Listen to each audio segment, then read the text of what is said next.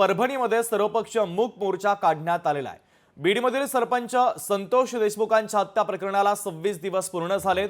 हत्या करणाऱ्या आरोपींना फाशीची शिक्षा व्हावी या मागणीसाठी आता मूक मोर्चा काढण्यात आलेला आहे। या मोर्चामध्ये देशमुख यांचे कुटुंबीय तसंच मराठा आंदोलक मनोज जरांगे पाटील, खासदार बजरंग सोनवणे, आमदार सुरेश धस, आमदार संदीप क्षीरसागर या नेत्यांचा सहभाग आहे।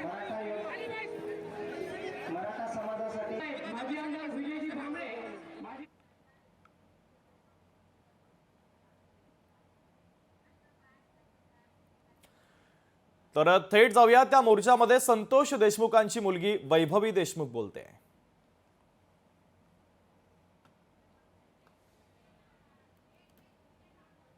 माझ्या वडिलांचा हात होता, आज तो हात हिरावून घेतलाय, तर आज लाखो हात त्याच्या पाठीवर आहेत आणि माझ्यावर माझ्या भावावर जो त्यांचा संभाषकीचा हात होता तो आज नाहीये, पण तुमचे लाखो हात आमच्या पाठीवर आहेत, असेच सदैव राहू द्या।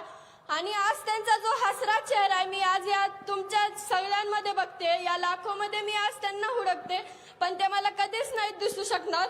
आणि मी मंचावरील वडीलधाऱ्यांना सर्वांना एकच विनंती करते की तुम्ही पण आमच्या पाठीमागे राहा। फक्त न्याय मिळूच तर नाही तर आमच्या पुढील वाटचालीसाठी सुद्धा तुम्ही आमच्या सोबत राहा। आणि तुम्ही इथे सर्वजण आलात, शब्दच नाहीयेत बोलायला, तुम्ही आज आमच्या पाठीमागे राहा एवढीच विनंती करते। धन्यवाद। ताई, नक्कीच समाज हा पूर्ण तुमच्या कुटुंबाच्या पूर्णपणे परभणी जिल्हा पाठीमागे आहे। यानंतर मी संघर्ष योद्धा माननीय मनोज दादा जरांगे यांना विनंती करतो की त्यांनी समोर येऊन या मोर्चाला संबोधित करावं।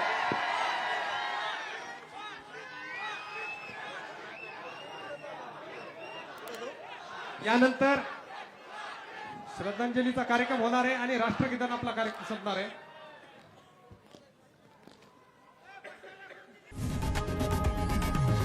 लोकशाही मराठी ऐका, पहा, जागरूक रहा।